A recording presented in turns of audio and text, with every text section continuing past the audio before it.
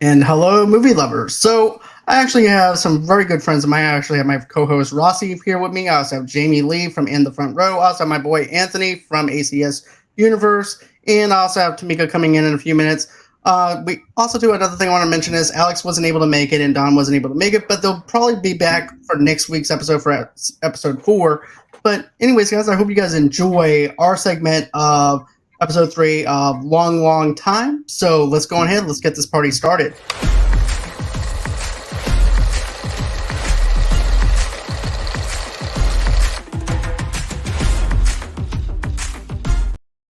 Hey, what's going on, guys? What is up? What's up, John? Hey. Nothing much. So here's the thing. I love this episode. This episode was really good. And it gave us a little bit of a breather from the clickers and the runners and all that stuff to be able to settle us down a little bit. This is actually pretty much, I'm going to say, like a season 2 of what The Walking Dead was for us. This is what would be like The Walking Dead kind of season 2 for this episode, in my opinion, because of the fact that you have more of a laid back scenario with this episode. So this is something that I really liked. But before we get into what we liked about it, though, I'm just going to give everybody a little bit of synopsis of the third episode. Basically, Joel and Ellie winds up doing what Tess tells them to do. They wind up walking over to Bill and Frank's house, and Joel teaches Ellie about the government execution of the innocents during the early days of the outbreak. And then after that, it flashes into 2007, where Frank stumbles onto the compound of a paranoid survivalist Bill. So that's basically the small synopsis of what happens within this walk of The Last of Us. So let's go ahead. So Rossi, I know that you haven't been with us for the first 2 episodes, but what did you think of the first 2 episodes and then going into this third one? I was really excited to watch this, like you guys. I played the video game, so me wanting to watch this, I wanted to compare certain things and see, how well they transferred that to a series. So the first episode, I was absolutely blown away. I love the extra stuff that they gave us in the first episode to kind of put the story together. I like that background with the neighbor. That was great. The brother, all of that. And then, of course, the sad scene. I cried in a video game. I cried when his daughter was shot. That was just horrible. But the world itself kept me in the series. They did such a good job with the backdrops. Just everything reminds you of playing the game. And then episode 2, absolutely great. Horrible when Tess died. That was just the worst. But I have to say, what an awesome scene with her, and I think it was the clicker or the ones that are blind when they come rushing into the building where she's going to blow them up at. I love the close-up of him and Ellie, or not Ellie, but the woman. Tess. Tess, yes. I love that scene. It was awesome. And then moving into episode 3, giving that backstory on Bill, Frank, the compound. I'm so happy with what they're doing with this series. I'm excited about it. So yes, I loved all the episodes so far. I'm in it. Okay. What about for you, Jamie? Yeah. Just talking about episode 3, I thought it was, as you said, like a nice change. Like we had all the action last week, and this, we sort of took a step back and got to meet Bill and Frank. And I don't know about you guys, but I love prepper shit. Like I love thinking about where would I go if there was an apocalypse, or like what weapon could I make, or like what traps could I build. So to see Bill in all his glory, just going out, like raiding these shops, building these traps. And he really went there, like he had everything ticked off. It was just so good to watch that side of an apocalypse. And then obviously we got to like the emotional stuff. And if I'm not going to lie, I did think it went on a little bit long, some of the relationship stuff. Like I loved them already. I didn't really need to see them in bed. I was like, all right, we get where that's going. So they did drag that part on a little bit, but I fell in love with 2 characters in an hour. It was such a short time, but God, you loved them. They were just beautiful. So yeah, I liked it. Great episode. Yeah. So my turn. Yeah.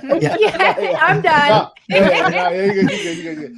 No, look, through 2 episodes of this show and having played the game several times, I knew that there'd be some things that the show would do better, some things the game would just do better. But they've been able to combine it perfectly through the first 2 episodes. This one, I just thought like, yo, there's no way that they can pull it any higher than they've done through those first 2 episodes. This was incredible, man. I've watched a lot of television series and things of that nature. This is one of the best episodes, period, I've ever seen in my entire life. The way it's put together, just the fact that you have what's going on in the beginning. I love when Joel and Ellie are taking their little journey, and they're, he's explaining to her exactly how things fell apart, and then you just get shot straight back into this, like, just 20 years ago, and you see this relationship between, and it's funny because of the game. You know Frank exists, but you never see Frank. But you do get that scene like towards that, last when you get done with Bill's part of the story. And, you see what happens there. So you could already understand that there was something really strong there between those two characters, between Frank and Bill. So to see it play out the way they put it, man, I don't know. It was great. I could find zero flaws for myself out of that episode.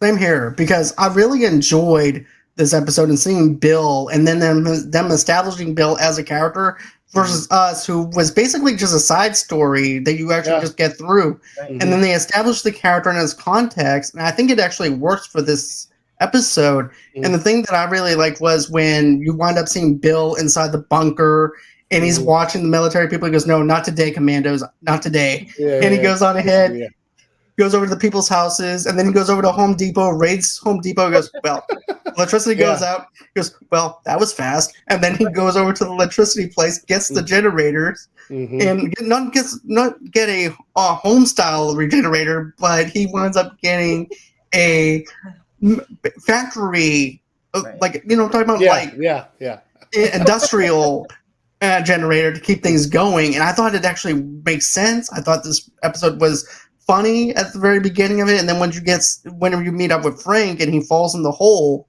and things like that, you're wondering, okay, what's going to happen with Frank? If the people who haven't played the video games or anything like that, you're wondering, is this going to be in a good outcome for him or not? And that was I was thinking, oh, this guy's got to have people with him. Like, they're going to try and take Bill's compound. Like, I had no idea what was going on, Like, he seemed like a good guy, but let's be honest, everybody seems like a, good guy in an apocalypse until they take your shit. So I'm like, what's going on? But thankfully, it was a beautiful outcome, It was definitely a nice outcome for him. And, all he wanted was just a shower and some food. And he said, I've been starving for 2 days. And he goes, "Oh, no, never mind. That doesn't sound as long as I made it sound out to be." He goes, "Are you infected?" And it took him a long time to respond. Right. He said, "Why did you respond?" He goes, "Well, I was going to lie, but then I was like, why would I lie about something like that?" And I'm like, okay, I like Frank already. Yeah. But then lost too with like the whole Frank things. Even though I played the game, like Anthony mentioned, you know about Frank, but you don't get to meet him in the game. So I'm kind of like, where you are, Jamie. Like, I thought he was going to kill this guy. Who is this guy? Until he lets him in, and I'm like, oh wait, that's his lover. That's his man. Like in the video game, you don't see that, but I love this story that they the story that they tell a little bit more of a backstory on Frank and the other gentleman's name, and the fact that everything that he had in that house, guys, like, as long as he's been there, he's got food, he's got water, he's got wine, he's got everything. And when he first sees Frank, remember, he doesn't want to give it to him because he's afraid that he's going to go and tell everyone else, and then you're going to have a lot of more people coming and getting that. And then then you see this long story of them meeting and their relationship throughout the years that led to, Ellie and Joel showing up. So I love that they told that story. I'm with you, Jamie, though. TMI at times, just a bit much. We get it. But I did love their love. Yeah. Same. And I did feel like, here's the thing. It's the very first, like, I watched this episode 3 times, but after this, here's the thing: the second time and the last time, I was just fast forward that one part because I was like, okay, because the first time you're going in there, you're not knowing if this is going to lead into more of a plot point. Then you hear heavy breathing, like, yeah, this is not going nowhere. Fast forward, Yeah. But you know, and that's not because of their relationship. No, that's no, any no, no. relationship. I don't really want to see that Right, unless I'm in the mood exactly. to see that. Exactly. You know what I Right, mean? Yeah. exactly. I feel you. Right, Yeah. exactly. But if it's there to motivate the plot, I'll watch it. But if it's just simply just there just to be there, then yeah, I'm pretty much. I have ADD, so pretty much I just back myself out and move along. Yeah, it But makes sense. You get why yeah. it's there. You know, it definitely Right. made sense, and it was enjoyable to watch. And the traps that he had, my gosh, I mean, you'd be excited when someone approached the fence because I mean, the battle that he had, you know, when he got shot, just everything. And I remember that in the game, everything was a booby trap, and I love how they showed it in the series. Yeah, I love that. And you know, the other thing I really liked was when Frank is over there trying to bang on the piano and all that stuff too. And hey, baby, this episode. Hey, what's good? But yeah, I liked it when Frank was over there trying to play on his piano and everything, and then he was also eating his food, and then he was also all over the place. And then you know, when he wakes up, and a couple of years later, he goes, "Well, what happens if we want to have people here? What makes you think that we're going to have people? Because we're going to have guests here. No, we're not going to have guests. Yes, we are. By the way, I'm talking to a nice woman on the radio. What? Yeah. So, it turned out to be Tess. She looked mad, yo. When they showed at that little dinner, I was like, they did a good job with her aging process in the show as far as like between the first 2 episodes and then this one, because she looked like a totally different person. If you didn't already know that was Tess when they were sitting at the table. Right. Definitely. Eating and stuff. Yeah. But that getting to see, because playing the game, you don't get to see that just a little, like this is, you know, some people, you know, this is how regular normal people like are existing in this pandemic, and they showed you that, you know what I'm saying, basically like this is how just some regular people would, you know, because everybody's not regular now, you know what I'm saying, like when it comes to trying to show a sense of like normalcy for them. Yes, yeah. So you get to see like how normal people adapt to what has happened to the planet, and so I thought that it was incredible, man. I that, and then especially like the way they did the dinner at the end, and then when Joel and them finally get there, and that's the only thing one of the things that I thought just the only thing was in the game you get to play this really good mission at the school, and like the journey that entire mission it's really good, and it a lot of the stuff that you learn about Bill in this episode of the show is kind of the stuff you learn about him throughout this mission as you try to find a truck battery and all of this kind of things, like, and you meet the, you know, bloaters and stuff in that particular part of the game. So they did a great job. I was waiting for that. I was waiting for the bloaters, because I remember going there. You do have to go find these things to even get the truck running. So when you go to the school and you meet the bloaters, at that point I'm thinking, okay, they're gonna have to go get something, but I have to remember they're trying to condense this. It's a series, but I'm with you, Anthony. I wanted to see how they did the bloaters, and I do hope that at some point they show that, because they looked amazing in the game. They definitely did. What about for you, Jamie? What other stuff that you really liked about the episode too? Yeah, haven't met the bloaters obviously because I haven't played, but I really did like as Anthony was saying, at that scene where they were, you know, sitting at the table and sharing a meal, just having the contrast of people. You've got Tess and Frank, who are so much alike. At the time, I'm guessing Tess was very trusting, and like obviously as time went on, we saw she was a little bit more hesitant of things, you know, with meeting Ellie and stuff. But at that time when she'd met Frank, she was very trusting, and, you know, she wanted to trade, and she was very giving and accepting of things. And that was obviously Frank's attitude and personality style as well. And then you've got Bill, who's, we got to save on resources, everything's structured. You know, we follow a checklist, and we only have one piece of toilet paper when we wipe our ass. You know, like everything is so picky, and which is great in an apocalypse. You need that sort of thing. But Joel is very much like him in the show, at least anyway, where he's like, you know, just their attitudes, even, you know, like get that gun out of my face. Yeah, you know? I'm not going to fuck you up. You know, he's just very blunt and not very personable, I think is the right description there. Very reserved in a sense. Yeah.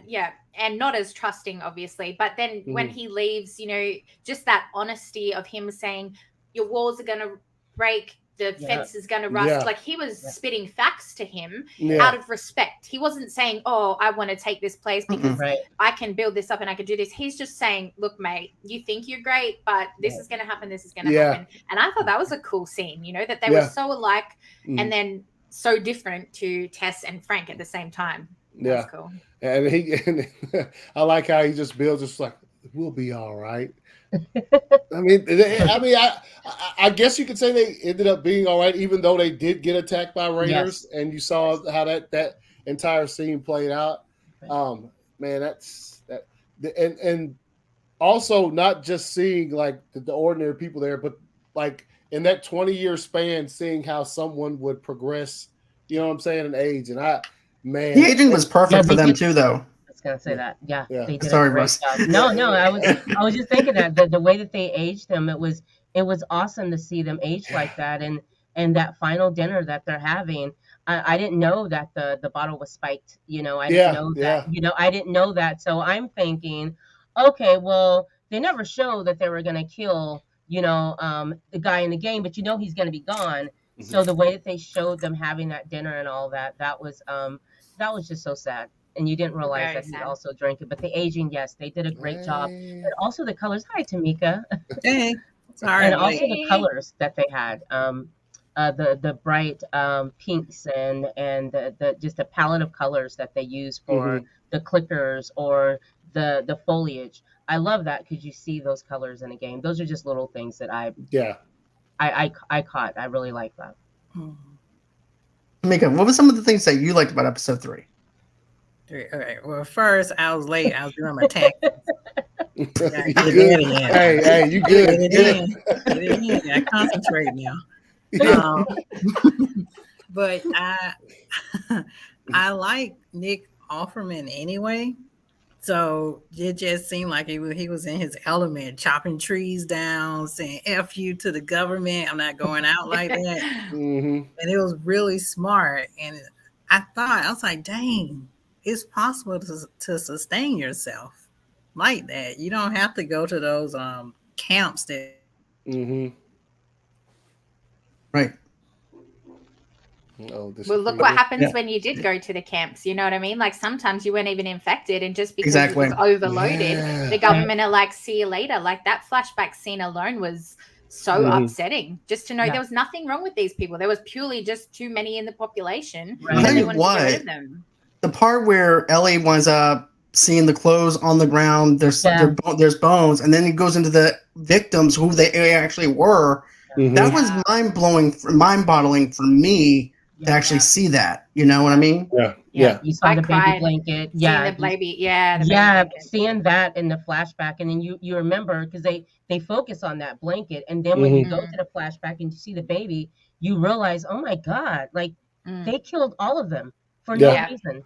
And but even the transition, the way that they showed, like from the blanket, and I think they zoomed in or out straight to the baby. I was like, oh God. The realization of that. Like they killed everyone for no, like you said, for no reason. So because she did actually said, were they sick? And Joe was like, nah, probably not. He's just like, but for Joe, that's like a normal thing. So that's why he answered it.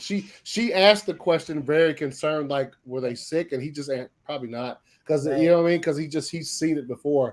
And when they give that last shot of it, like, there's so many bones in there. It's Oh, do you know what was chilling to me? And I didn't hear it on the first watch, and I'd love to know if it was ever included in the game, but Joel, Ellie was talking about how he was flying, which I thought at first, so cool. She's never experienced that. That's great. But the end of that sentence, she said, you got to go in the sky. And he said, so did they. And it cuts to that. And she goes, grim, meaning they've gone to heaven because they died. And I was like, oh my God, I didn't, like, that didn't hit me until the second time. And I was like, wow, that's dark, man. This show is fucking dark. It's getting me more and more. I watch it. But here's the thing, though, is when you look at Frank's character and stuff like that, and the way he got developed in the show, it's totally different in the game because he winds up killing himself in the game. Right. Because all we got was the part where he actually hangs himself. And basically, Bill doesn't do that. No. Who did that? Frank. Frank. Yeah. Oh, okay. Yeah. Yeah. So it basically in the game, once you meet Bill, it's one of my favorite parts of the game. And once you meet him and stuff, he just talks about Frank. He just keeps mentioning Frank or whatever. It was his partner and things of that nature. And I think it's to the point where like Frank went out for something and never came back, something along those lines. But as you know, Joel and Ellie and Bill go through this mission to get these parts for this truck. They run across this abandoned like house and they go in there and there's Frank, like, and there's a note there, and that's pretty much how you leave Bill. You know what I'm saying? The one way, you know what I mean? And then you just move on and throughout for the rest of the game. But yeah. Pretty much like that. And it's in the game you could that's what I'm saying. Like in the game, if you really like pay attention, you could tell that between Bill and Frank there was some strong stuff there. So you know, the way they did this episode, that makes it even better as far as their relationship is, because they just tingled with it when they made the game or whatever, but then now that they put it in this form and gave them, you know, pretty much a good hour to their characters, it's incredible, man. Definitely. I thought it was sad when. Oh, go ahead, John. Oh no, go ahead. No, I thought it was sad when you know we get to the point where we realize that what is it? Frank and Bill has the cancer or whatever it is. We don't know what it is that he's dying from. And when he just decides that he's done, he's ready to go. And Frank tells him, you know, what if a doctor stops by? Like, what if, you know, we can save you? And just, you feel so bad for him because he finally had someone to live life with up until that point, and they're dwindling away. And then he's going to be alone again because you're not knowing that, you know, in this scene, he's going to end up, you know, killing himself too. But at that point, it's like, I was thinking, oh my God, he's going to be alone again. Like it's, you know, so that scene there was just hoping someone would come by when you know that's not going to happen. But yeah, I felt sorry for him. Yeah. I know that this is a very touchy subject on, you know, whether or not people have the right to live or choose to die in those circumstances, but take normal society out of it and just put the apocalypse into it. Like, look at it just from an apocalypse point of view. Who's to say, like, I'm all for their suicide, to be honest with you. I thought it was beautiful and it was handled really well. But let's say people are complaining because, you know, you shouldn't really kill yourself, and fair again.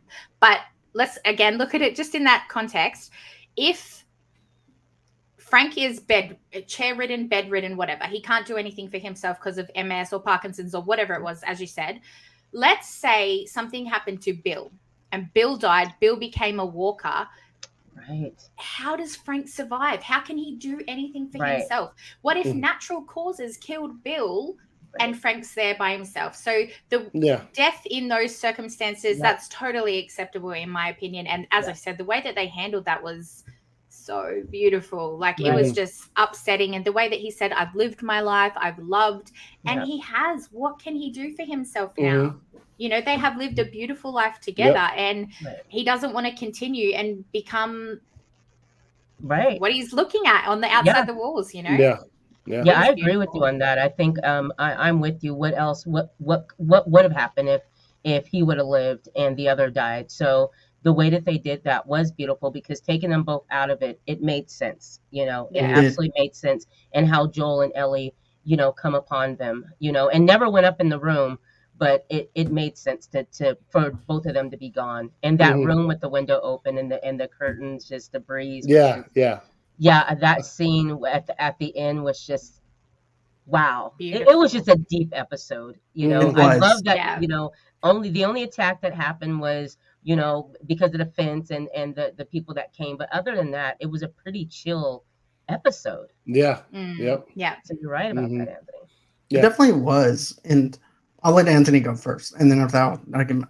Yeah, I was just gonna say, yeah, that's needed in series. I mean, obviously, in other things, like I think you allude to, like The Walking Dead. Like, there's certain things that they do in those series where you have to slow the pace down at some point in time. Yes. But the way they did it here, I've never seen it done like this before, and I know I'm pretty sure that's gonna. I mean, I was already looking forward to the story, like for the rest of this season. Because I'm a fan of the source material anyway. But I think this episode just helped push that along.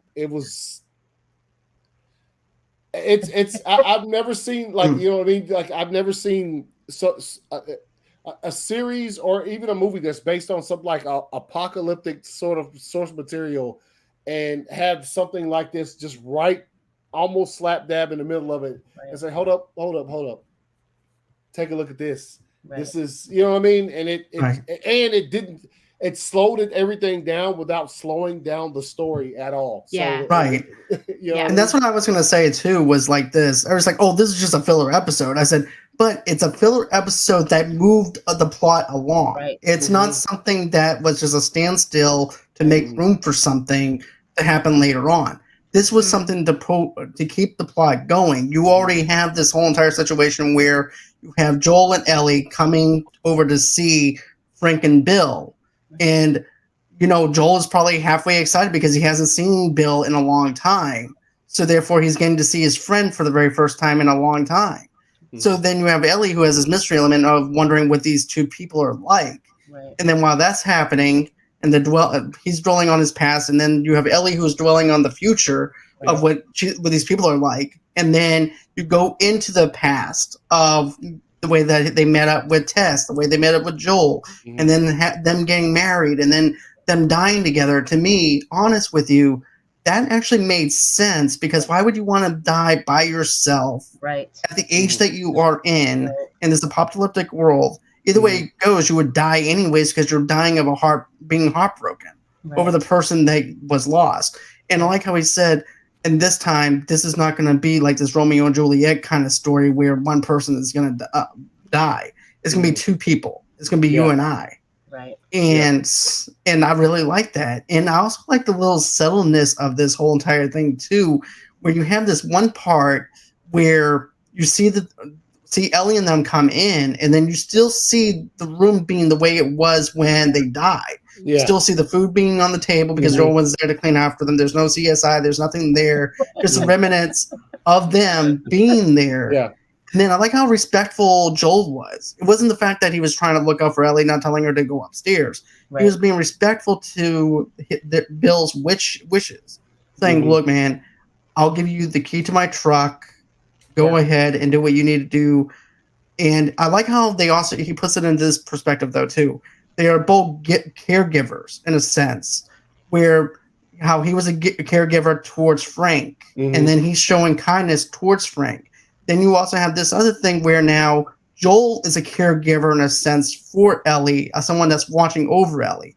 So it's people watching over people, and people respecting each other's boundaries and stuff like that, too, that I really liked within this world. This is what separates The Walking Dead from this show, which is so much better in context, and I really am enjoying this. And I thought the writing was very beautiful. Yeah, and here's the thing: the guy who wrote this is Craig Mazin, and he's actually wrote the whole entire show, basically, way up until episode 6. Wow. And once episode 7 happens, that's whenever we have a different writer. Right. Okay. But this, to me, honest with you, I think he's a great writer. I think they actually knew what they were doing. And from what I heard, this was supposed to be a 2-hour long episode. Yeah. There is There's a 2-hour cut of this episode. Yeah. Wow. So probably that. on the physical media when it comes out, like a Blu-ray or 4K or whatever it comes out on. But this is honestly, I normally don't, series as each season goes on, they release those on physical. I normally don't buy them on physical media until the series is done. Like I got Game of Thrones and stuff like that, Breaking Bad. Just don't like complete. I might buy this one just off the first season. I want the extras, especially if there's going to be a 2-hour cut of this episode on there. Same. I got to see that, man. I got to see that. Also, fun facts about it. I was looking it up before we went live, and I was wondering because a lot of the background looks like where they shot The Walking Dead, but it was filmed in Alberta, Canada. It was one of Canada's the biggest production that they've ever had in Canadian history. Because of the backdrops were so beautiful. Also, Sony Pictures, PlayStation Pictures did this together, and distributed by Warner Brothers. So this is a huge deal for this game. Yeah. I mean, the game was already huge before all this, but it's a huge deal. And also in this episode, guys, remember, we see Ellie take her first kill when she goes underneath the house, and remember she sees one of the clickers that's just kind of got the concrete on him. And the way that she's looking at him and kind of messing with him and then kind of cuts him open. And remember, that was her first kill. So I thought that scene was really interesting because how they, went in on the clicker's eyes and just, he and Ellie's, or I'm sorry, I keep calling, Ellie. Ellie's eyes meet. I thought that was a really cool episode because they won't let her have a gun yet. And she's been very curious about because obviously she's the cure. But I love that scene and them showing her first kill, which Joel doesn't know about that. Yeah, that goes with what John was saying. How people say it's a filler episode, but this whole episode was about Ellie learning. She was so curious in general, asking Joel questions at the start. Yeah. And before I jump into that, though, I just got to say I loved when she straight up told him facts and said, I didn't get Tess killed. Stop treating me like a piece of shit. Yes. And that was so mature because normally she's bratty and she's smart ass and all this, but she was just straight up saying, I didn't put you here. You chose to come because you wanted a freaking battery. You weren't here to save me. And I just love that because that showed how grown up her brain actually was. And then as Rosie says, we get to that scene where she's experimenting really. She's really curious about this zombie and she got to experience that for herself. That's what I liked. Joel wasn't there. Tess wasn't saying, don't touch a zombie. Don't do this, do that, do that. She experienced that by herself. So that was really great. And then same thing. We get to the plane. She's never seen a plane before. We get to the car. She's never been in a car. The whole thing was her learning throughout this whole entire episode, I felt like. It was great. Yeah. And that's pretty much in these periods of the game before it gets to the really big chunk at the end. That's what it is. It's Ellie learning and Joel reestablishing what he lost when Sarah died, early in the game or in the show, the same thing, the first episode or whatever. But you're totally correct. That's what it is. It's her experience and stuff. She's never been outside. Basically, she even says it. I've never been in the woods. I didn't expect this many bugs. You know what I'm saying? Just like that. Yeah. And she has there's a similar dialogue to what she says, but I like the way as bluntly as they put it in the show as compared to the dialogue in the game. As far as that, this is not, don't treat me like it's my fault. It's, you know what I mean? So I didn't ask for this is basically what that sums up to be. That's what I like too, though, Jamie. I forgot to mention that was the fact that she calls him out on his own BS. It was like, hey, look, don't come at me because your friend died. You're the one who went on this adventure with me because all you wanted was a car battery. And the next thing you know, you got dragged along because you wanted to continue off of what Tess wanted you to do. So don't put me at the forefront whenever it's not my fault. So I definitely like that. I thought that was a great way of having the consequences that happened with Tess. Because remember, I mentioned last week where I said, with Tess dying, Joel's going to be in a darker place and try and put blame onto Ellie. And then I like how Ellie just automatically just gives it to him. And to the point where he just snaps out of it. He'd be like, okay, you're right. Okay, I'm good. And their agreement, remember, after all that, they come to an agreement where she's never to bring up Tess's name. and and listen to everything that he says if he's going to get her to where she needs to Yeah. go. Yep. And so when they get to the house, remember, he has her read the letter when he realizes that the food's been there for a while and there's no Bill and Frank around, and she's sitting at that table reading the letter. And then when she stops and looks at him, and I'm like, oh, it's something about Tess. So even that, she wouldn't even mention that because of that agreement that they had. But that letter was really sad because, I think for Joel, hearing that he should have protected Tess, and then in the letter, Bill thinks, or Frank thinks, that's what he's gonna do and come back with Tess, and then just to have to swallow that, like, he lost his daughter, and he's in charge, and then Tess. So that was just a really sad moment for him, because you feel sorry for Joel because he's carrying a lot on his shoulders. And like you said, Anthony, there's flashbacks even from the first episode of, because of his daughter. And there's times where when he first saw, Ellie, he thinks about his daughter. So it's like he's, this wall is still up and I'm going to get her to where she needs to go, but I don't want her to get too close, Yeah. Even just when you're talking about the letter there, though, like the fact that she didn't say anything, we all knew that was Tess. We knew it was coming, but the smartness, I don't know. The way that the director did that scene, I thought was beautiful, because she doesn't say his name. Joel grabs the letter and we look at Tess. They zoom in on the word Tess. And it's like just that transition alone from like that scene, like that shot to that shot, everything just looked so perfect, and everything just flows well and ties in well, and it's so, so great. And my favorite part was just after that scene, and I cried throughout this whole thing, let's be honest. I pretty much cried through every scene of this fucking thing, I swear. But my favorite part, and it just broke me, was when Joel takes the letter and he says to her, "Stay here." And he walks out and he comes back in, and she is sitting in the exact same position. Right. She wasn't a smart ass. She wasn't a bratty, being a sarcastic thing. She didn't go looking around. She sat in the spot. She did as she was told, because she knew, fuck, he's hurt. This is real to him. Yeah. And that was the first step where I was like, oh, they're really bonding. Like, they have respect growing now, and I just cried. I was like, oh, look at him, it was so sad. And my husband's like, why are you crying over like her sitting in a seat? And I'm like, because she listened. She didn't know how to fucking listen. When he walks back in there and she looks up at him and she's like, I didn't move. She didn't say that, but she just looked like I didn't do it. Right. I caught that too. Yeah, first view. Definitely. It's incredible. I do want to add one more thing before we actually close out, though. This is actually a little bit of Tomeka's thoughts. She actually texted me. Her computer system was updating, so therefore that's why it kept on freezing. Oh, okay. So, anyways, this is what she wanted me to say. But her thoughts was this: that Bill is her spirit animal, and it was nice to see a love story develop in this series. It was a breather from blood and guts from the cauliflower people. and then, hold on, I have something else I want to add. This is not in her notes. This is me talking back and forth to her. She called Frank a hoe. She said, she said, he needs to go back in his hole where that and put his hoe ass back inside that hole. He's eating up all his food. He's showering in his and showering and sleeping in his bed. That hoe needs to go on ahead and go back home. But he's making the place look pretty, Tomeka. He's cleaning him up. He's making Bill have a shower. You see, I tried reasoning with her. She goes, I don't care. He just needs to go. I said, you're going to be that one old woman in the apocalypse that says, get off my lawn.